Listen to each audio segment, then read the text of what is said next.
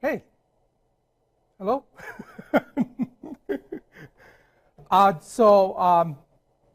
This is going to be our last section of the class, and probably the most interesting lectures. Um, so now that we know a lot about GMO food, and you know, and it won't turn you won't turn you to mutant if you eat GMO food.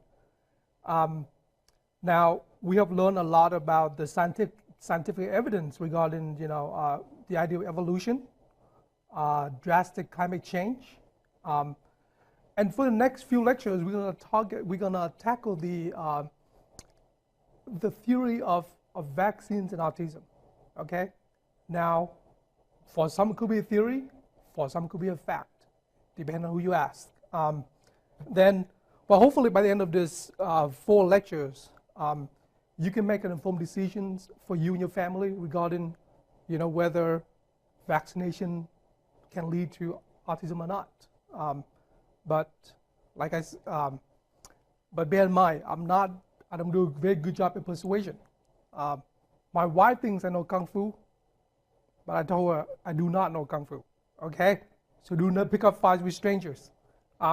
So what we're going to do today for today is provide a foundation on the pro-vaccine side and the pro-choice side. Okay, and then we learn some of the historical perspectives on vaccination. We learn some of the fundamental mechanism of vaccination. Why do we vaccinate? Okay, and then we have to know what's in the formulation of vaccines. Okay, that's one of the arguments that the pro-choice are suggesting. You gotta know what's in there. And you have to know all these fundamental questions before you can make an informed decision for you and your family.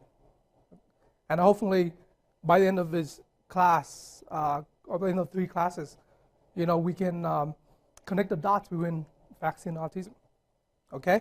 So, when you look at the vaccine progress, pro-vaccine side, what do they believe in?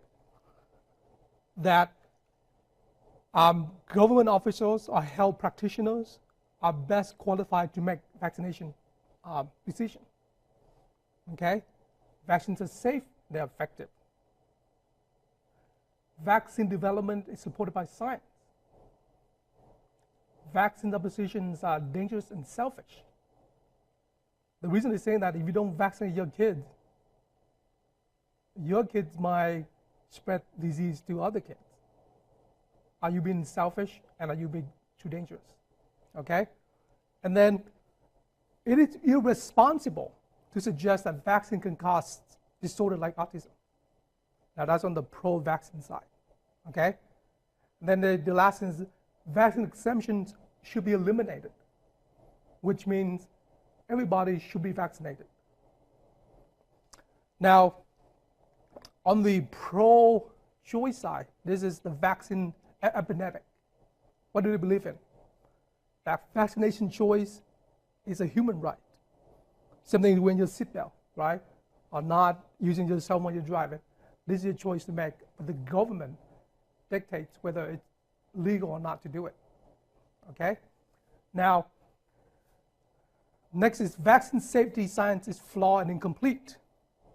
Is it true? The U.S. vaccine program is rigged. I'm using Donald Trump's phrase here. That there are pharmaceutical companies have personal interest in promoting vaccination, right? So is it rigged? Alternative biomedical interventions are valid. If your kids have some sort of disorders, right, like autism, or taking vitamins, supplements, do mercury chelation, all this valid. Okay, these are valid interventions.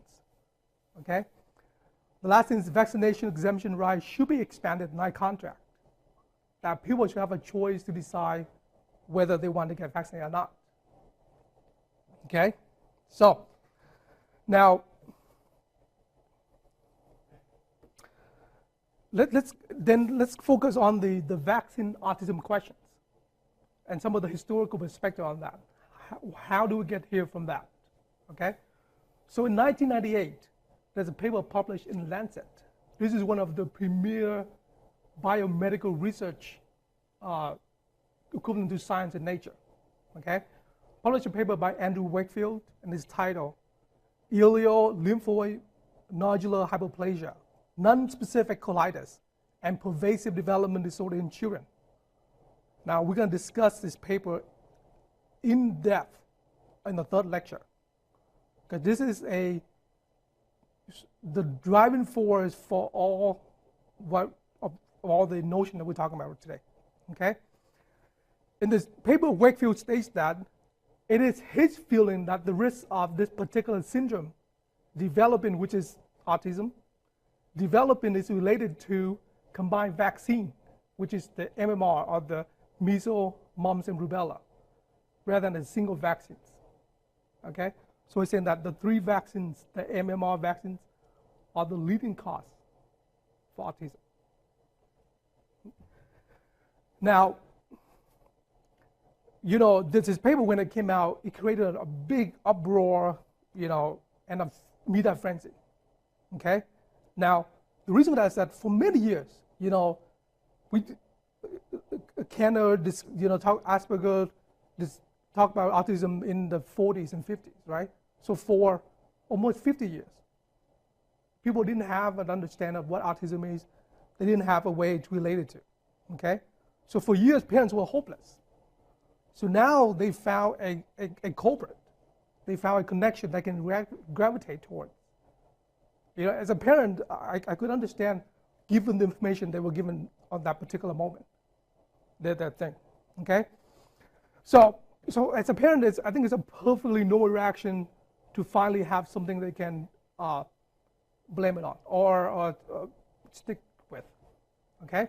So now, within a few short years, that theory sort of die out. So with the same year, 1998, the critics actually turned the question into thimerosal. Now, what is thimerosal? That is a mercury preservative in some vaccines. Okay? Now, if we understand mercury, which can be found in fish, can be found in the environment, mercury poisoning has some of the neurological defects similar to autism. It resembles autism, but it's not. That similar connection there leads to believe that maybe thimerosal is the problem. Okay? Now, the next argument, there was the pro-choice of the autistic side promoters trying to state is that there's an association between the increased exposure to vaccines and autism in children. We are vaccinating too many vaccines too soon. Okay? Now, first based on Tammin. If you look at the CDC regimented dosage or a regimen, which I'm going to show next slide, is that children are routinely vaccinated just as parents begin to observe signs of autism. So within first year, 2 years, 16 months, when they get the MMR vaccines, and that's when people start seeing changes in their behavior, regression in their behavior. And because of that, the timing might be a factor, they believe. Okay? And as you know, after your kid gets vaccinated, they tend to have high fever, and some of them develop febrile seizures and epileptic actions that also resemble autistic kids. Okay? Now, so let's go back to some of the foundations here. Is it true that too many too soon? Right? So if that's true, are all the vaccines necessary? Okay? Now, this is a actual guideline from the CDC that approved by the American Pediatric Association. Now, if you look at this here, if you look at the from birth all the way to 46 years of age. You at birth here, at 1 month, you get the hepatitis B vaccine, and 12 months later, you get another shot of Hep B vaccine. Okay? Now, at 2 months, you get the rotavirus vaccine. 4 and 6 months, you have, at 2 months, you get the DTaP, which is the diphtheria, tetanus, pertussis shots. And that's almost 4 of them within 16 months of age. Okay? Then you have the pneumococcal vaccines. This is the same frequency, 4 of them. Of course, the influenza is yearly shots. The MMR, the measles, measles, and rubella, you first get it at about 12 months, and then you get it again at 46 years of age. Okay? Then you get the hepatitis A vaccines at 15 weeks of age, 15 months. So, is it too much? So the other thing that you have noticed is that these shots are repetitive. You get one shot and you get another shot a few months later and later, right? So is it necessary? Why are we doing that? Is there an immunological reason for this? And I'll show you, I think there is. Okay, so this is the recommended CDC. The question is it too many too soon?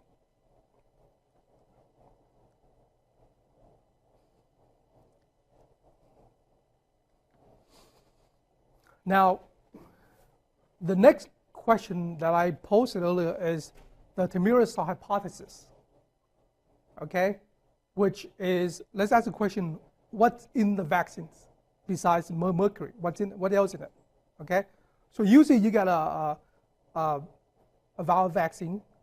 It could be suspended in sterile water, saline, fluids containing protein, because some of these proteins are, so it won't allow the vaccine to stick into the vial. It will stay in suspension. You will have some stabilizers, albumin, phenols, monosodium glutamate, which is MSG, that we eat a lot. Asians eat a lot of MSG. I'm pretty healthy, so I don't know. Then within a vaccine, you get the adjuvants. The only one that's approved by the FDA is the aluminum salt adjuvant. We will discuss later what are adjuvants, why is it necessary, okay? And then preservatives, thimerosal is mercury. Now, mercury is a function as antimicrobial, okay? If you're gonna give a multi-shot vaccine, you wanna have the ability to store that.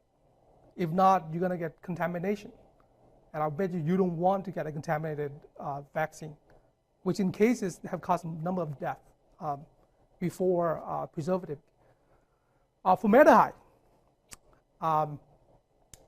This is a way to inactivate a vaccine, viruses. We use it in the lab to fix tissues, okay? But it has some small quantity in the vaccines. Antibiotics is an antimicrobial. So now that you know what the formulation is, we're going to talk about how does a vaccine work. I'm going to give you all the back information, so the next few lectures we can really make an informed decisions on what is necessary, what is too much, right? So we're going to talk about how does vaccine work. We talked about how adjuvant work.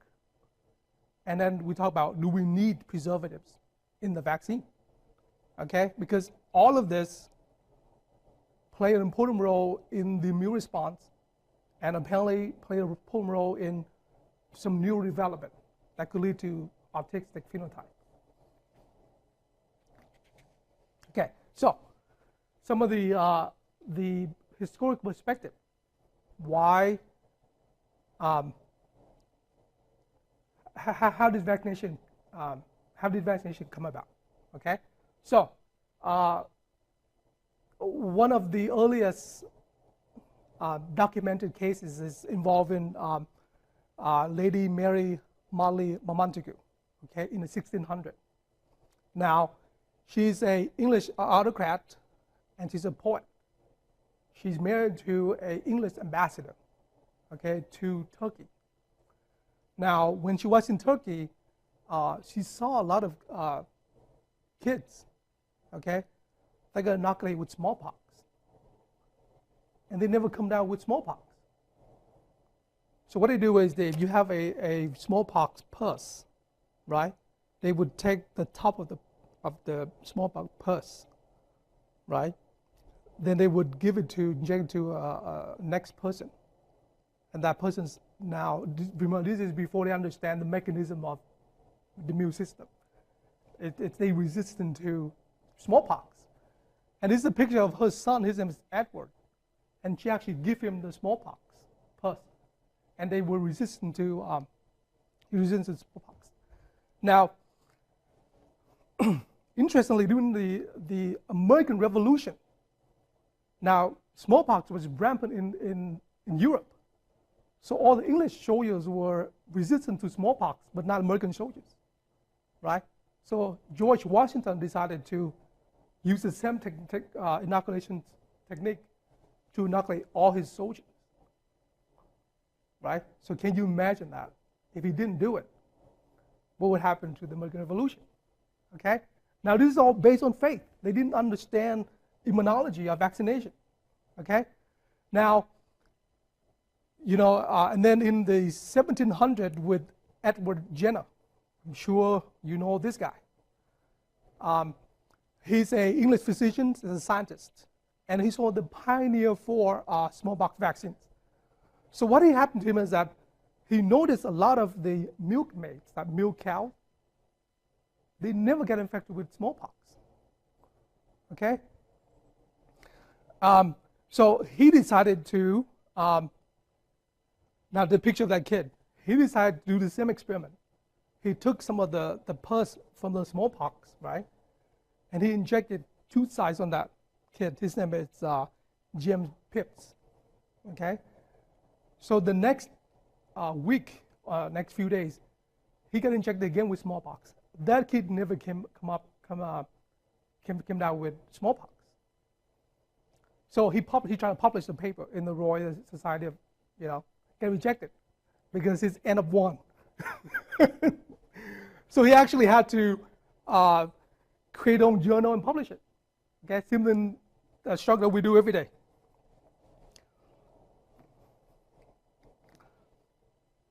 And then Louis Pasteur, now he saw like he discovered the vaccine for chicken cholera, right? He had found a way accidentally that he left his cholera on the bench, and he went to vacation. He came back.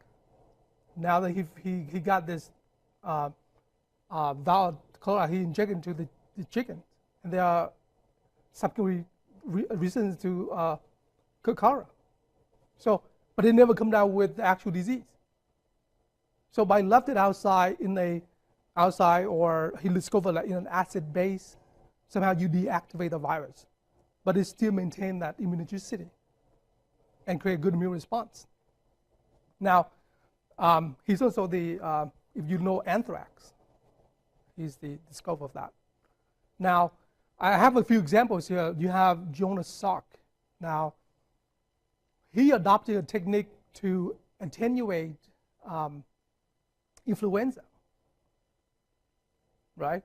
So he thought he could apply the same technology to attenuate polio vaccine, and it worked.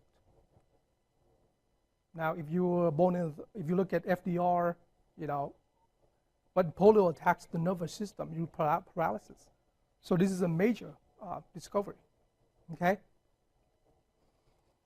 And in 2019, then you have Maurice Hilleman discovered the measles, mumps, rubella vaccine. Stanley Cohen, he was able to put genes in bacteria and have the bacteria produce the proper vaccine to put the protein, okay? And then right now, a lot of vaccine produced in culture, okay, and he was one of the first one who did that. Then you have Fred Clark and Paul Offit. They discovered the pentavalent rotavirus vaccine. This is the one that caused tremendous diarrhea, right? If you get on a cruise, you get infected with this, you can get pretty sick. And I think a couple of years ago, we heard that in Florida, some of the cruises.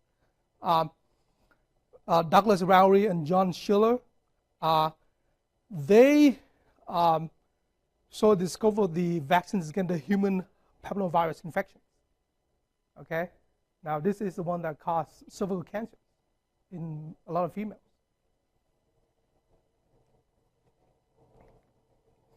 Now, so it's kind of blurry. I could make it bigger, but so basically from 1910 until now, there's tremendous increase in the amount of number of vaccines that we have discovered. Okay, now here's a bunch of them here that you probably cannot read unless you have this line. It has a little, but you can see here is that there's a tremendous amount of science involved in this, and that produces a lot of vaccines. Now, so I sort of give you the introduction to some of the historical perspective on vaccines development. Next thing we're going to talk about is how does it work. Okay? Now I'm going to give you a very general background on how it works. If you look at, now let's say you're using a vaccine, there are many ways to get vaccines. You can get by orally, intradermal, right, or nasally. There's a lot of ways to do it. But let's, for example, that you get injected in the muscle. Okay? So here's a vaccine that gets injected into the muscle. Okay? The next thing I'm going to do is you're draining lymph nodes. You ever get sick, you got these huge lymph nodes just pop out everywhere, right? Well, it's the reaction going on there. Your lymph nodes send out these cells. They call antigen-presenting cells. These are professional cells, okay? They will go to the site of injection, okay? They look like pseudopods. They have little tentacles, okay? They will pick up the vaccine. Now, next thing they do is they're going to present it. So they pick it up, they eat it inside, and they present it to the surface. They present it to a T cells, okay? And here is a naive set of T cells that get presented to, number one here. Now, there's going to be some stimulation going on. That naive cells now become a mature cells, okay? Now that cells, if you look at the lymph nodes, you're going to see little pockets of germinal centers, okay? Some of the cells will go in germinal centers. That's when you see a lot of things happen to that T and B cells. But in there, what you have is you're going to produce a lot of long-lived plasma cells. Now, plasma cells are B cells that make antibodies. Okay. Now, some of them will produce short-lived plasma cells. Again, they make antibodies too. Some of the T cells here now differentiated, okay, and they become different subsets of cells. They call Th1 cell a T helper, right? 2, 17, and regulatory T cells. They all have to play a role in the immune systems. Now, some of the long-lived memory plasma cells here, we actually go into the bone marrow where they stay, okay? And they're actually pumping out a lot of antibodies from the bone marrow. Some of the B and T cells here now can become memory cells, and they stay right at the lymph nodes. Now, what's unique about memory cells is that now if they see the same antigen again that this vaccine has, they will respond quickly with little stimulation. That's the beauty of the immune system, right? And then you get some of the T cells here actually go into the site where you have the injection and try to mount immune response, trying to heal that place there. Now, so antibodies are a big part in the immune response, okay? especially if you want to have a good vaccine, you probably should have a good, robust antibody response. And one of the things that antibodies do is they do two things. They can neutralize a toxin, okay, or they can opsonize the bacteria or the virus. Here you have antibodies here. If you have a bacterial toxin that look like that, okay, what you do, you have antibodies that actually recognize that toxin. It will bind to that toxin, okay?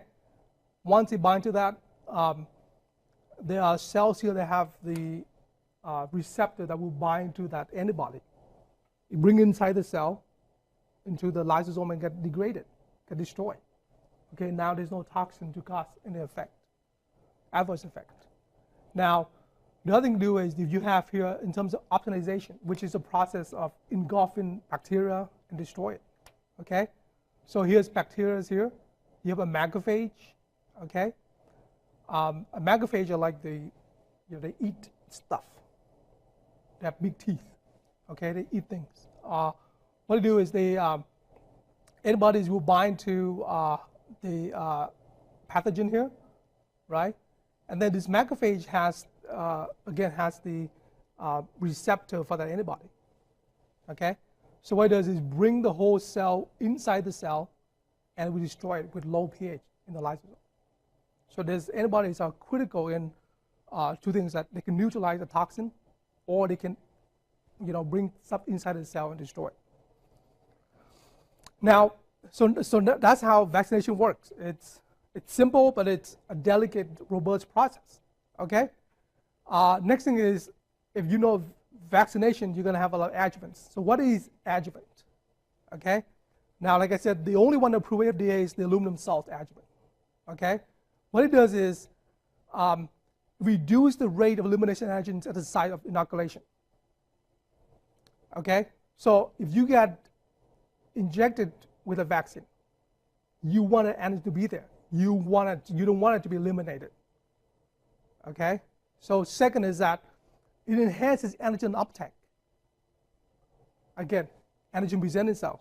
You want the antigen presenting to take the antigen and present it. Okay, you don't want it to get destroyed. It can activate antigen presenting cells and induce production of cytokines and complement. You want this to have a robust immune response. So that's what adjuvant does. Now, again, like I said, the only one approved by FDA is aluminum salts, but there are new adjuvants that we should work on. Okay, they are working on, and that this new adjuvant will help rapid response to pathogens. Okay, it will decrease the dose. If this is true, you don't get to inject that many vaccines in kids anymore. You can optimize that process. Okay, again, reduce the number of immunizations. It can help with the new T-cell vaccines. Okay, so you can activate the immune system in terms of the humoral response, by antibody response, or T-cell response. It can be through therapeutic vaccines like the HPV virus or cancer, and then especially for the elderly. Okay, they don't have a good immune response. So how would you optimize that adjuvant so now they get a good immune response? Because a lot of if we look at the immune cells in the adults, in the elderly, they tend to be senescent, which means they don't get activated. They sort of sit there and ready to die. Okay, but how does adjuvant help with that? So it's critical that to get a good, robust immune response, you must have adjuvant. So this is a necessary component of a good vaccine. Okay, so what else does it do? Like I said, there are different kind of viruses require different adjuvants. I'll give an example here is a double-stranded RNA virus, okay, which is a rotavirus, a double-stranded RNA virus. Okay, now you want an adjuvant that is mimic the double-stranded RNA, okay, because you want that immune response to specifically target rotavirus, right? So what happened is that you want to activate the toll-like receptor 3, which is part of the innate response expressed on antigen-presenting cells. Okay, and they have to uptake that adjuvant with the vaccine, bring it in, present it to T cells and B cells. Okay? Now, if that's true, you're gonna have a robust antibody response, you're gonna have a robust Th1 response and CD8 response. They have these two Th1 and CD8 T cells, they are good at making interferon gamma, which is the predominant protein to suppress viral replication. Okay? Then you have antibody that can actually neutralize the toxin. So you destroy the virus two ways. Okay, so you have to pick the right adjuvant to initiate the right immune response for the right virus. Okay? Now, these are examples of dendritic cells or antigen-presenting cells that found in our body. And they express different toll-like receptor on their surface. Okay, you have the conventional myeloid DC express TOR1, 2, 5, and 7, or a lot of them. You have the myeloid DC here that have expressed TOR3, TOR9. You have the plasmacytoid DC express toll receptor 7, 9. The Langerhans cells with the cells that monitors your skin surface. Okay, they express particular poly 1, 3, 2, 6, 4, and 10. Then you have the dermal resin DC, which similar to Langerhans cells, they have different markers on it. They express different toll receptors. Okay, so what it means that if you want to target a certain subset of cell, you must have the right adjuvant to target that. An example here, if you have tuberculosis, right? You want to make a vaccine for tuberculosis. The good way to cure tuberculosis is that you have to have a robust CD8 response, okay? And by doing that, you want to activate the TOR3 receptor, okay? Now, if you want to have a good antibody against the influenza, you want to have a good antibody response. And that's going to activate through the toll receptor 4. Okay, so adjuvants is critical in dictating what immune response you have, dictating how you want to kill the virus. Okay? Now, the other point I want to bring is why are so many repeated immunizations, right? So they call that booster shots, right? You come in, you get vaccine one day, next 2 weeks come in, later you get another one. So why is that? Well, there's a fundamental reason for that, is that when you have a booster shot, okay, what it does is increase the affinity, which is the strength of the antibody bind to the antigen of the virus. Okay, so you get the primary immunization, the first shot, you're going to get some interaction there. But the interaction is not that strong. But the second shot, you get the third, fourth, the interaction becomes stronger and stronger. And you want that bind to be very strong. That's how you neutralize it. Okay? So imagine if you have the right lock and key, right? It's hard to pull it apart. Same thing. So, and then what happened, the other thing is that you get a more robust antibody levels. You get a lot of it. Okay? So here's an example. Example of 3 immunizations here. The first one here, you're going to get a lot of, you're going to get some IgM, IgG response, antibody response. You're going to get some antibody affinity. But you look at the secondary and the tertiary shot, tremendous increase in IgG and IgM. Okay? And then you're going to see that they all have extreme strength. So repeat immunization that's exactly what it does. Now I can tell you precisely how he does it, but it wouldn't be part of this lecture. But that's the gist of it. Now, this is an example of the HPV vaccines here. Okay. They look at 3 different cohorts, all right, with 3 different immunizations here, right? So the first one here is is patients who are not infected with HPV 16, CR16, and you can see their antibody levels are pretty low, right? And these are patients who get infected with HPV but no vaccine, right? And you see the antibody levels are increased. So this is part of our natural immune response against HPV, right? But if you look at an uninfected individual, they get the vaccine, you see the tremendous increase in the amount of antibodies for that.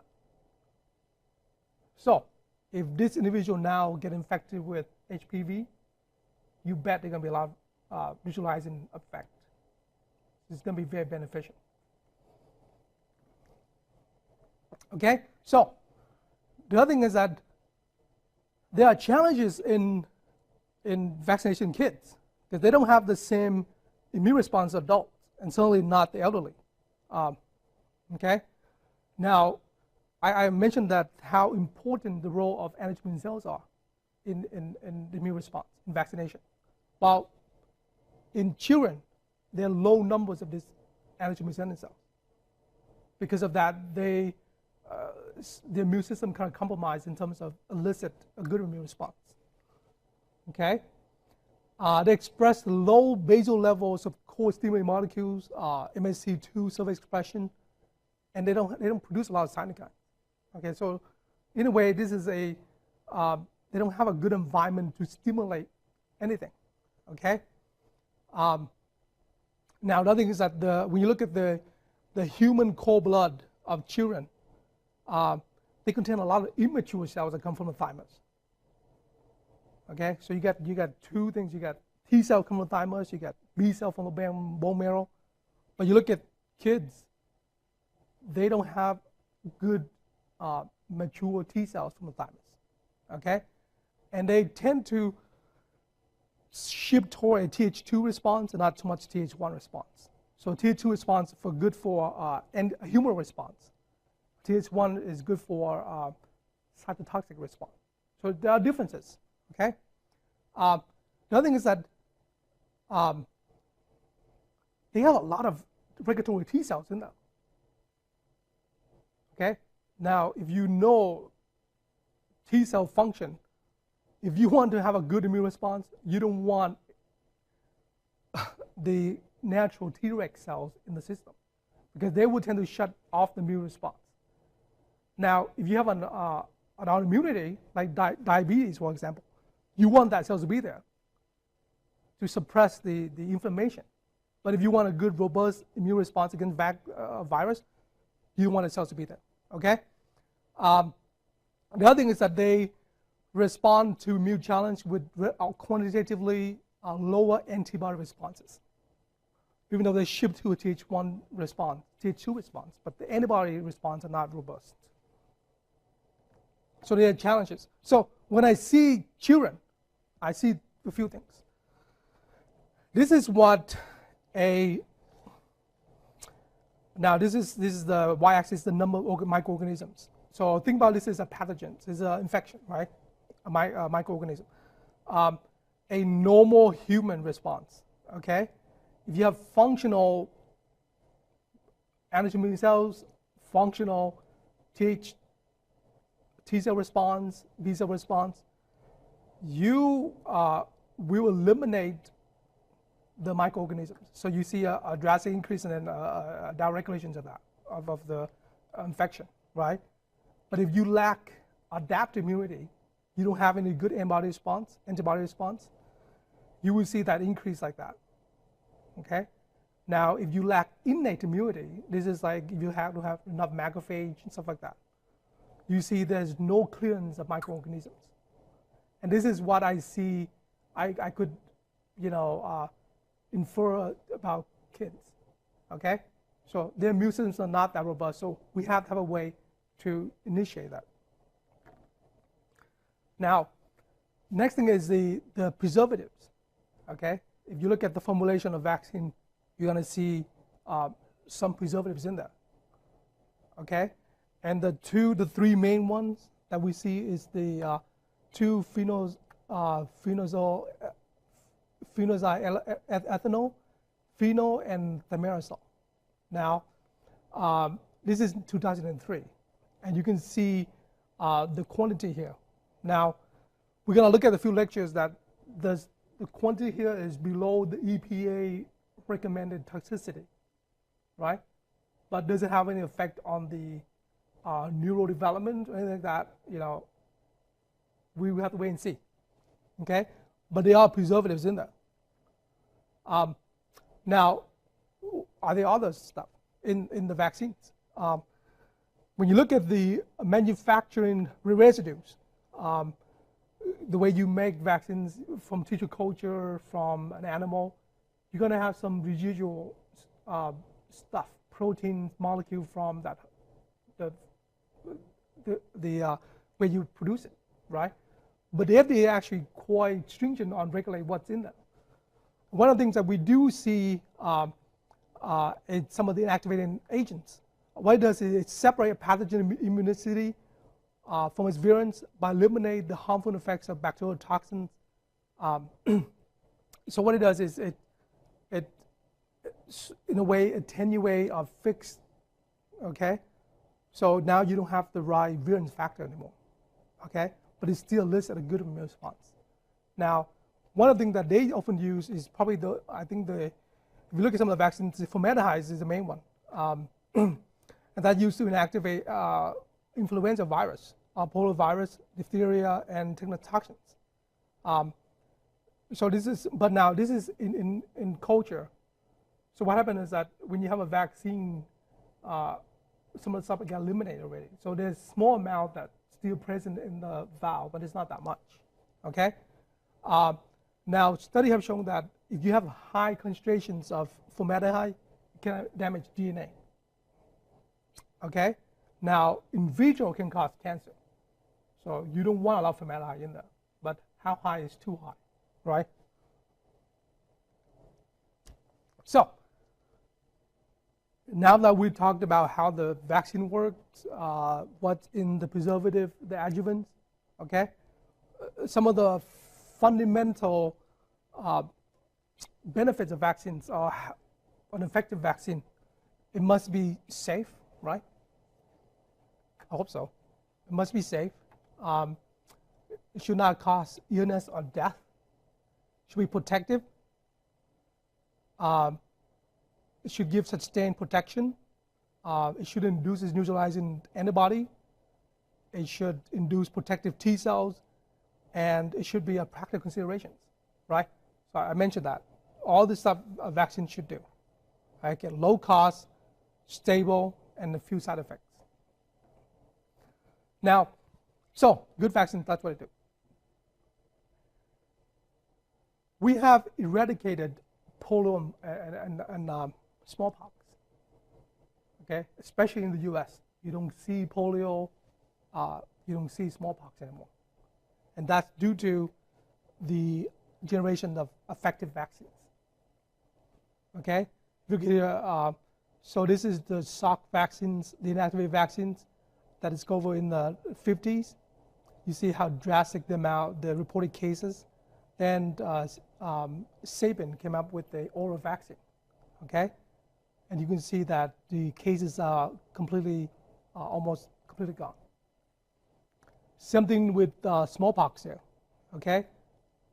As of 1990, there are not many cases, or virtually none, of smallpox. That's all due to effective vaccines. Okay? So, now that there are effective vaccines out there, are we at risk? Okay? Now, this published in a couple months ago, 2016, recently. In the US, this is exemption permitted to school and child care immunization requirements. These are states that allow or do not allow kids to get vaccinated, okay? And there are a lot of reasons for that, okay? It could be medical reasons, okay? It could be religious reason. It could be a personal belief.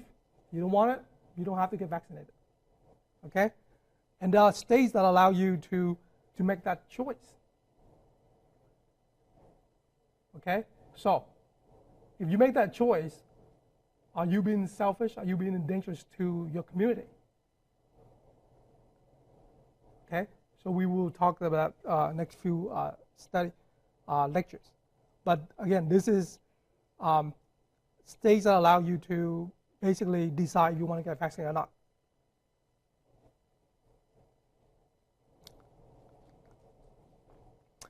Now,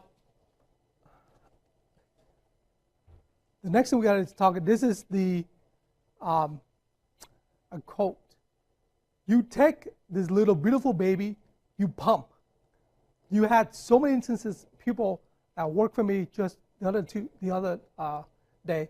2 years old, a beautiful child, went to have a vaccine and came back a week later, got tremendous fever, got sick, very, very sick, now is autistic. Guess who say this?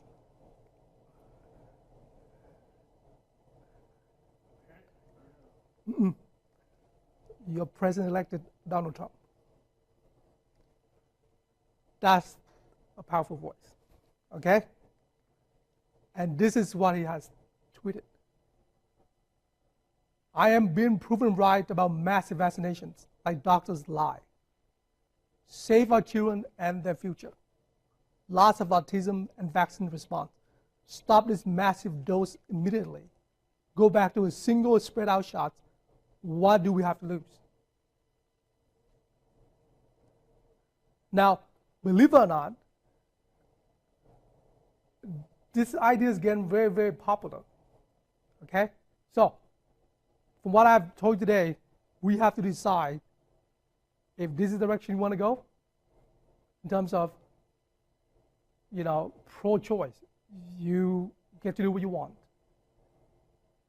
Or you go back to the pro-vaccine, where vaccine can save life, has been for 40, 50 years. Does vaccine cause autism? We will get to that in the next few lectures. But I hope today I give you enough basic information to make the decision. Okay? Thank you.